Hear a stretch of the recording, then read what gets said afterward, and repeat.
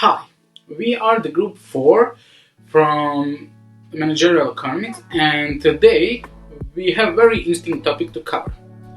My colleagues and me will present you about the application of the economic concept in Managerial Economics related to the article of Coca-Cola and how this hard and devastating period of COVID-19 pandemic has affected the performance of this company.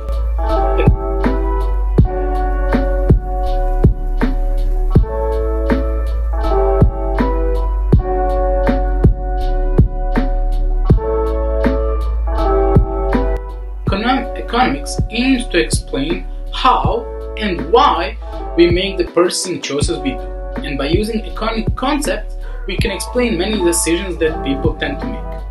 The name of the article is actually Coca-Cola earnings top estimates despite 9% decline in revenue. It was written by Amelia Lucas. Interesting facts about the performance can be seen in this article with accent on performance between different products. Now, Coca-Cola Company is one of the most popular companies that produce and sell soft drinks.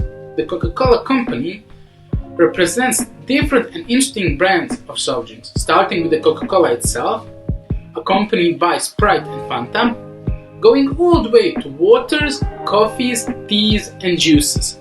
Now, further on in this specific video, we will summarize the article itself.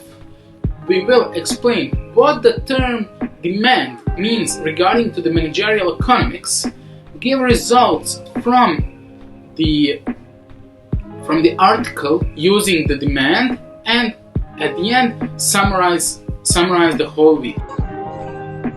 We all know, for the global pandemic, the world economy has suffered. Many companies also suffered. So do Coca-Cola. When we analyze the data of revenue of Coca-Cola in 2020, we can easily see that Coca-Cola's earning top estimate despite 9% decline in their overall revenue. In 2020, revenue comes in $8.65 billion versus $8.36 expected. Adjusted EPL fell by 2 to 0.55 versus $0.46 expected, and also revenue decreased by 9% over a year.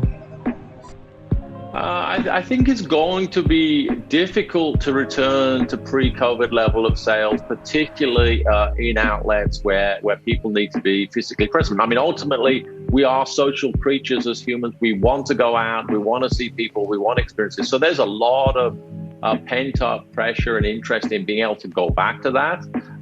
But it's going to be difficult between the health restrictions, whether they be lockdown or any other form of restriction, and that a certain segment of the population are more nervous than other segments. It's hard to imagine that we will go back to normal levels of business until there is a vaccine or some comprehensive solution to the virus. Organic revenue decline across all regions, 8% shrinkage in Asia, 6% across Middle East and Africa. Reducing business units from 17 to 9, and also the company have to follow some new strategy. So they have to eliminate 200 of their brands. Despite all of this, the CEO James Quanti said the underperformance only account 2% of their sales. We all know Coca-Cola's major earnings come from entertainment side, such as movie theaters or big stadiums. But for the pandemic, all of them are closed and they have faced a huge decline in overall revenues. So, in 2020, they are following a new strategy. They cut some of their brands which are not doing good. Coca-Cola is getting rid of its 200 soda brands. That's approximately half of its current brands, including the drinks the company already announced they would phase out, like Tab and Zico coconut water. Many of the brands Coke will shut down are not sold nationwide, only in certain markets. Coca-Cola says it will instead focus on its more profitable brands like Coca-Cola Zero Sugar and new products like the Topo Chico Hard Seltzer. That's how they are planning to move on for the next year. Moving on, we're going to talk about the demand based on the news article that we have chosen. So based on the article we have chosen to analyze, we can see clearly how the demand of Coke and other assortment of drinks have highly affected the revenue of the Coca-Cola company due to the current situation of COVID-19.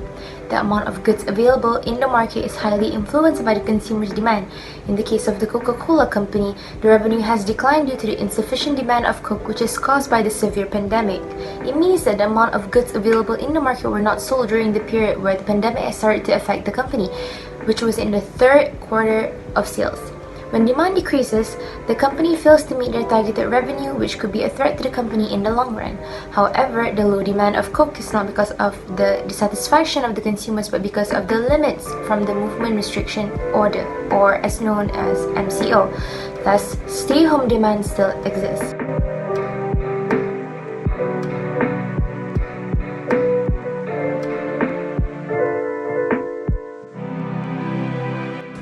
This shows that when consumers buy more or less of a certain good due to the surroundings, it is one of the factors that affect demand, other than price. Despite falling in the net and organic sales, Coca-Cola company has noted that there has been improvements over the quarters during the pandemic. They are now solely focusing on drinks that could help with the growth of the company and cutting drinks that are not benefiting the company nor increasing the revenue. The term demand refers to the quantities of a commodity which consumers are willing and able to purchase at particular possible prices during a particular period of time. In economics, demand for a commodity is not the same thing as desire for it. It refers to both the desire to purchase and the ability to pay for a commodity. It is only when desire is backed by willingness and power to pay that give rise to demand. Demand in economics is always at a price. It makes no sense if it is not related to a price. For a given price, demand tells us a specific quantity that consumers are willing to purchase at that price. Demand is always expressed with reference to a particular time period. Thus, demand does not refer to a single isolated purchase, but to a continuous flow of purchase. The term demand is totally meaningless without reference to the price and the relevant time period. Supply and demand are fundamental concepts in economics. Usually, they're represented by a graph like this. So what does this mean? Well, let's start with the demand curve. In short, a demand curve shows how much of a good people will want at different prices. What happens when there's a big sale? Well, at a lower price, people buy more shirts, more pants, more video games, and they do stuff like this. This is what happens on Black Friday when retailers lower their prices to get people to buy stuff for Christmas. Demand makes a complete sense only when we refer it to some price and the time period. The 5 types of demand are individual and market demand, ex ante and ex post demand, joint demand, derived demand, and composite demand. The theory of the demand, which is based on the demand curve, refers to the quantity of the goods which is available to the consumer according to the desire. Draw two axes. The convention is to put the price on the vertical axis and the quantity on the horizontal axis. Remember, as consumers, we want to stretch our dollar. At $2, ew, apples are expensive. We'll only get 1 apple. But at $1, whoa, apples are cheaper now. We'll get 3 apples. Then connect the dots. The law of demand states that other things remaining equal, which means when the quantity demanded of a commodity increases, when its price falls and decreases when its price rises. There is an inverse relationship between the price and the quantity demanded for a commodity. The law of demand assumes that other things remain unchanged. As stated above, demand for a commodity does not only depend on price but also on many factors like consumers' income, consumers' tastes and preferences, prices of the related goods, etc.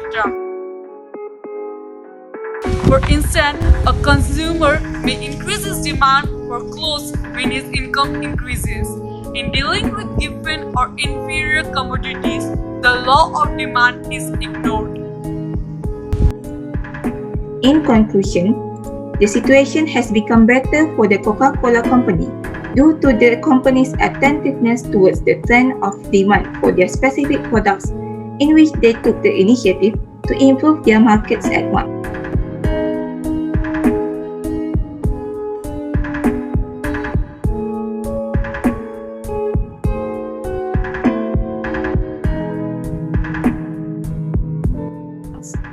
With enough market information and keen observation of the demand change, Coca-Cola was able to strive forward and able to overcome the challenges that many other companies were not able to during COVID-19 pandemic. While other companies suffered from sudden drop in demand and losses in revenue, the Coca-Cola company instead made a higher revenue than the loss they had expected.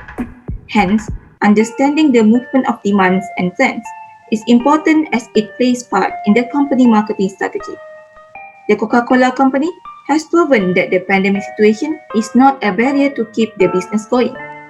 This is because of their deep understanding for the change of demand in their specific products. Also, their ability to utilize the demand to enhance their existing products and to close down the non-selling products is the best strategy they did to save the company. Therefore, every company should give extra attention to the demand of their product, especially in this COVID-19 pandemic. This step is critical in order to reduce losses and gain sufficient revenue with their existing products that has higher demands in the market. There is no loss to gain if one is able to utilize the knowledge they have. Therefore, demand concept is indeed a core knowledge for every entrepreneur. That is all from us. Thank you.